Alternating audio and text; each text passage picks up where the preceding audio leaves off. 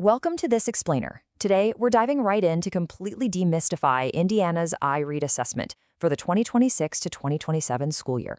Look, if you're a parent of a second or third grader, you probably know exactly how stressful state testing can feel. It's tough on you and it's tough on your kid. But I promise you, it really doesn't have to be. We're going to break down exactly what this test actually is, how it's scored, and most importantly, we're going to give you the exact tools you need to help your child walk into that classroom feeling totally confident. Okay, so here's our roadmap for today. 1. The IREAD assessment explained. 2. Why test second graders.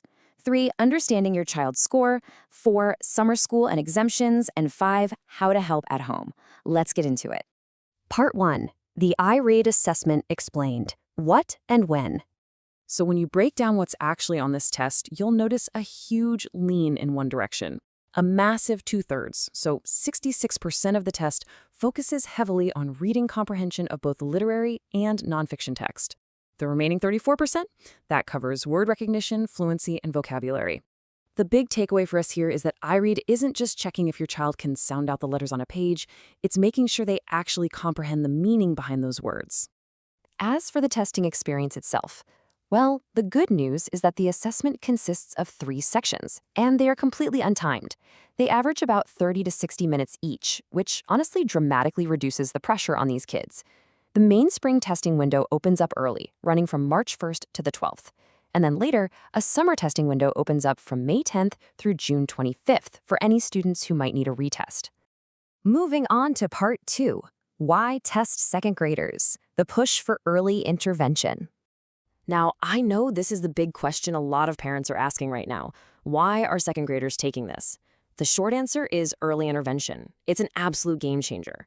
By getting reading proficiency data a whole year earlier, schools don't have to wait until the end of 3rd grade to finally realize, oh, hey, this student is struggling. They can jump in and respond quickly, giving targeted support right when it's needed most. And that early support, it leads to much higher success rates and way less testing anxiety down the road. All right, Part 3. Understanding your child's score. Tiered grading. Let's zero in on the middle of this scoring breakdown, that score range between 405 and 445. This is super important to understand. For a second grader, landing a score in this pocket means they are considered on track. They just need some monitoring. However, that exact same score for a 3rd grader falls into the did not pass category. A score of 446 or higher is a clear pass for everyone. But any score below 405 puts a second grader in the at-risk category, which is exactly what triggers that early support we just talked about. Which brings us to Part 4, Summer School and Exemptions. What happens next? Okay, so what if your kiddo lands in one of those lower tiers? Don't panic. Here's exactly what happens next. Both at-risk second graders and did not pass 3rd graders absolutely must be offered summer school to help them catch up. The main difference lies in the retesting phase. 3rd graders get 2 summer retest opportunities, while second graders only participate in 1. Now, there are some exceptions, which are known as good cause exemptions, or GCEs. A GCE basically exempts an eligible student from being held back in the 3rd grade. So your child might qualify if they were already retained previously, or if they have a specific IEP, maybe they've been an English learner for less than 2 years, they totally rocked their iLearn math assessment, or they already had intensive intervention in grades K through 2. But definitely keep in mind, a GCE only exempts them from retention. They still have to take the actual IREAD test. If your child does enroll in summer school, there is one super strict metric you have to be aware of, and that's attendance. Students literally must attend 90% of the summer reading program. If they miss more than that, they're going to be required to participate in a formalized individual reading plan for the entire following school year. So attendance is absolutely critical. And finally, Part 5, How to Help at Home Actionable Support. Let's transition from state policy right into your living room. Your absolute best secret weapon here is the Indiana Assessment Portal. They offer this released items repository where your child can practice on the exact same digital platform they'll use for the real test, and you can get it all set up in literally 3 simple clicks.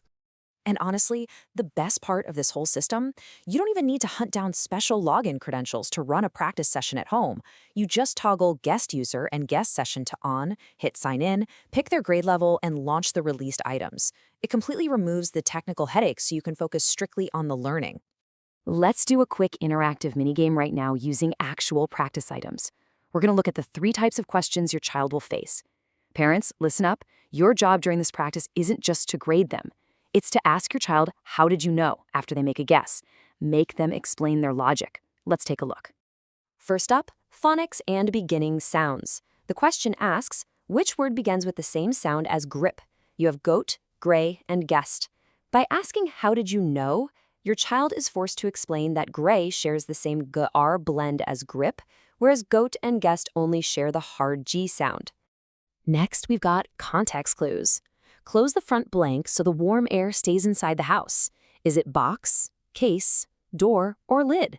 The student has to use the surrounding sentence to figure out that door is the only logical choice. Having them verbalize to you exactly why a lid doesn't make sense on a house builds tremendous critical thinking skills. And lastly, the big one, reading comprehension, which remember, makes up 2/3 of the entire test. Students read a short nonfiction text about snow hoppers and are asked, where do snow fleas search for food? They have to look back at the text to find the exact sentence proving their answer. In this case, finding the line that specifically says, beneath the snow.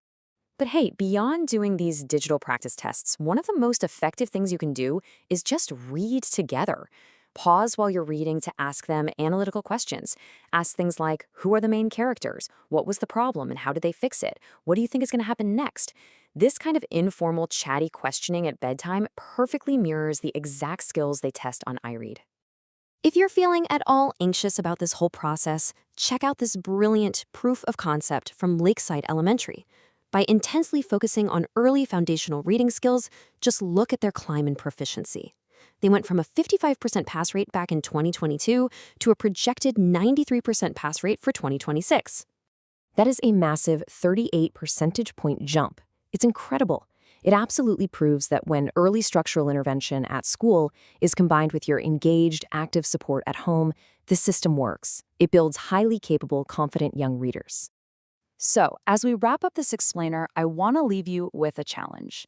Now that we've totally demystified what iRead actually tests, how will you use these tools to turn a simple 15-minute bedtime story tonight into an active, confidence-building investigation with your child? The power to help them succeed is literally in your hands. Thank you so much for joining me, and happy reading.